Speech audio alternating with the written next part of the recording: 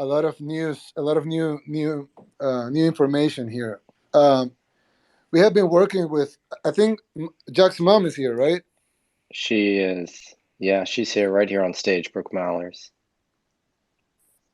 Yeah. So we have been working with Jack, and we're gonna do a government wallet, which is not gonna be the only wallet. It's not gonna be exclusive since Bitcoin is not. I mean, it's free and it has to be like that. That's the way it works.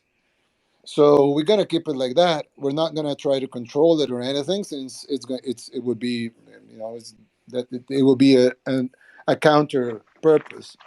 But we're gonna do a wallet to for our merchants, so anybody can opt to use the government wallet, and that's for people that doesn't want to take the risk of normal everyday transactions, because using Bitcoin, accepting Bitcoin is gonna be a mandate. So it's not like if you go to a McDonald's. I mean, probably most of you don't like McDonald's, but well, if you go to a McDonald's or whatever, um, they cannot say we're not going to take your Bitcoin. They have to take it by law because it's a legal tender, just like any other currency in any other part of the world. So if you, for example, if you go to Mexico, they have to take your pesos. It's not like they will say I'm not going to take your pesos. You have to pay me with dollars. They have to take the pesos because that's the legal tender in Mexico. So in the case of El Salvador, Bitcoin is going to be legal tender just as the U.S. dollar. It's only not gonna apply for accounting. That's um, the only part where the U.S. dollar is gonna remain as the exclusive. It's on accounting. So the company's balance sheets will be in U.S. dollars. But that's it. Everything, even taxes, can be paid with Bitcoin. So Bitcoin it's a legal tender, but as legal tender is it's a mandate to accept it in every transaction, and you can pay bank loans.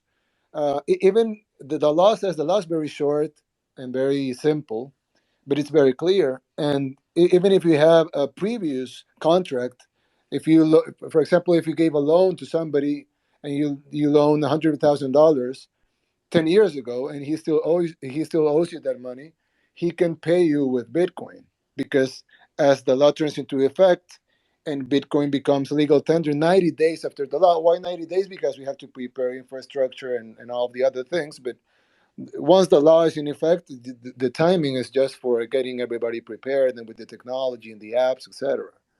But if you owe somebody $100,000, you can pay him in Bitcoin. So it's going to be a full mandate, and everybody, every restaurant, every barber shop, every hotel, every bank, every personal transaction, every if you want to sell a car, everything can be paid in US dollars or in Bitcoin, and nobody can refuse the payment.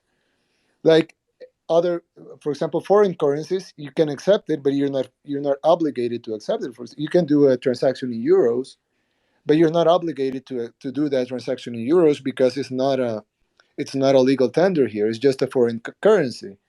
In the case of Bitcoin, it's going to be legal tender, and it's going to be treated like a national currency, so everybody has to accept it.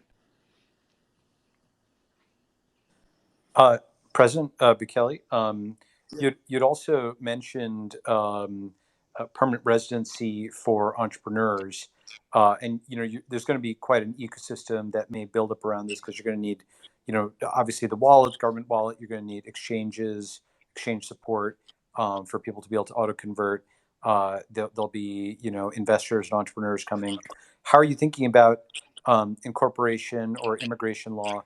Caitlin Long, who's actually here, did a pioneering bill for Wyoming that might be interesting to you. That actually Miami also copied.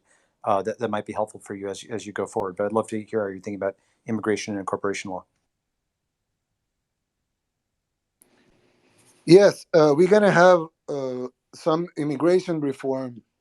We actually have some laws to pass later that it will empower the use of the growth of this and the potential of this. Like Karim said, the limits of this We don't know what are the limits of this. We will find out with time, but we're ready to pass new legislation to help with things. For example, this law speaks about a trust fund that the government is going to put up in place, so it would assume the risk of the merchants. So let's say I know I'm not answering the question directly. I'm going to answer in a minute.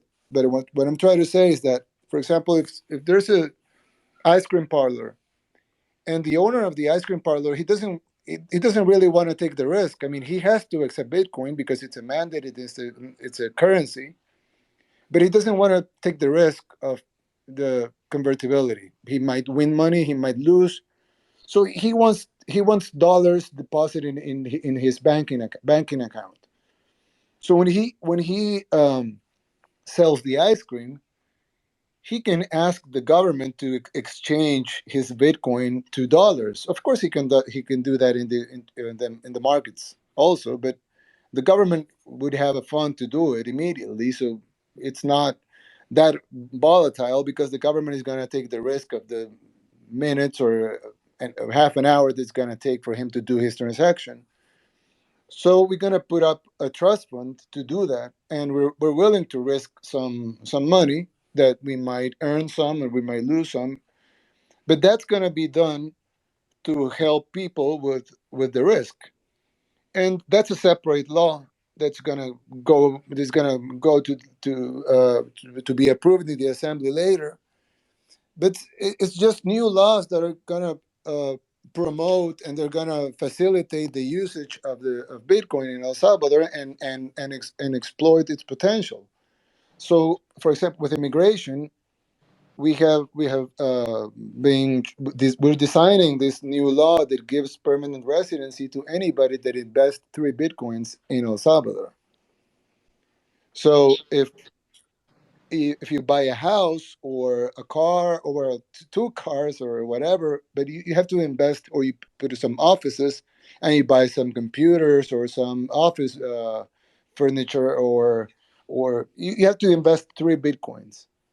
So once you give proof of investing the 3 Bitcoins, you would get or that you will invest the 3 Bitcoins, you will get permanent residency.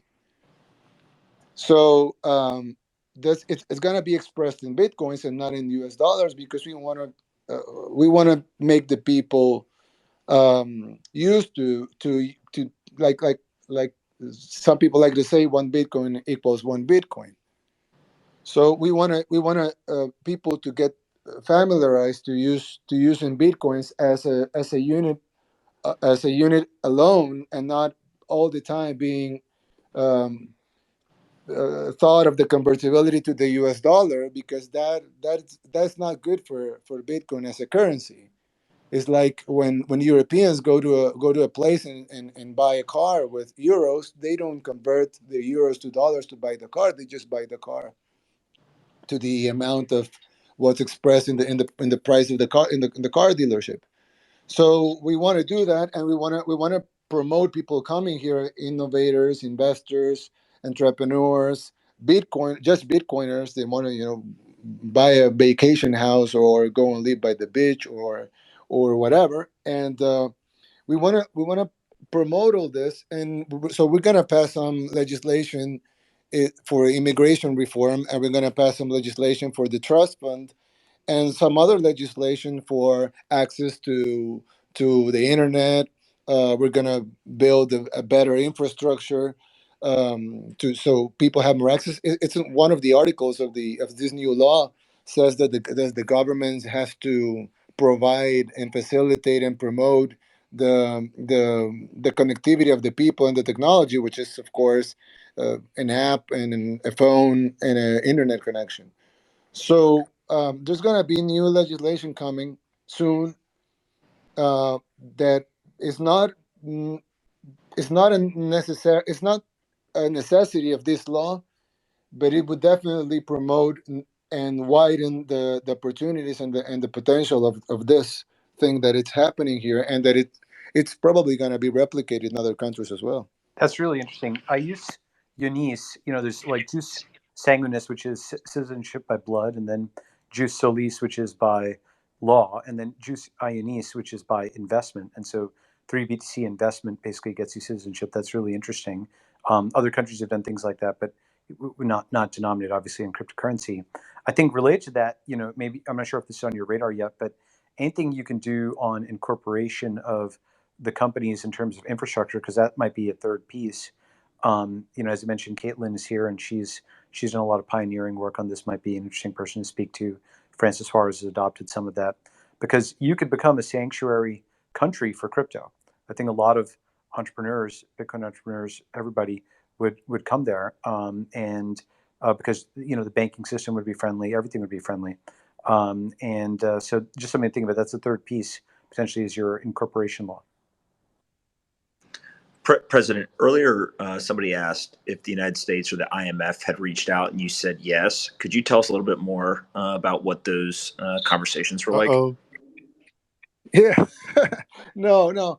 Actually, I have a meeting with the IMF on Thursday, and we're going to speak about several issues, one of them being this law. Um, I mean, in the messaging that we set up the meeting, I already tried to explain them that this doesn't. I mean, it's a huge change for the country, and it's a huge opportunity, and it's a big message for the world. But it's not going to change our macroeconomics. I mean, it's it's an opportunity for our merchants, for our businesses, for the people. It's an opportunity for the people that receives remittances. It's an opportunity for the people in the tourism sector. This is gonna provide. It's gonna promote economic development, the creation of jobs. It probably is gonna lower, or as Jack said, it's gonna take to zero the commission that a lot of people is paying. Some people are paying 30% commission in the remittances, so they get $100 and they only get paid 70. So this is an opportunity for the growth of the economy of the country and of the people. So this shouldn't be of concern, but it should be supported, I think. And I try not to be pessimistic about what the financial international financial sector would think of it. I try to be positive because this is going to be good for the country, good for the people, good for investors, good for innovators, and it's going to solve a lot of problems in the U.S. too. Because the U.S. has a big problem at the border because a lot of people emigrate from Mexico, Guatemala, Honduras, and El Salvador. So if we create more opportunities here, that will lower the pressure in the border. So I mean, they should be happy about this. So I think it's more we have to do a lot of explaining, and um, we have to campaign this. But I'm sure it's going to be good for everybody, and we count on you. I mean, we're um, almost 16,000 people are connected to this chat room right now. So, and there's a lot of influential people here. So, I think it's going to be there's going to be a lot of support for what we're doing here. Of course, there's going to be people that oppose it. It's normal. We live in a free society, so people can oppose something and they're free to oppose it. But there's going to be a lot of support, not only political support, but also influencers and people in the. For example, this was I don't know if he's here, but there was a very nice article in Forbes, and it spoke very well about the project and about what we're doing here in El Salvador. And I mean, we didn't get that kind of press before, so I think there's a lot of support that is gonna be built in this network that is new, and that it's gonna allure a lot of innovators and a lot of talent that is coming. Because I mean, this is we're not only talking about money.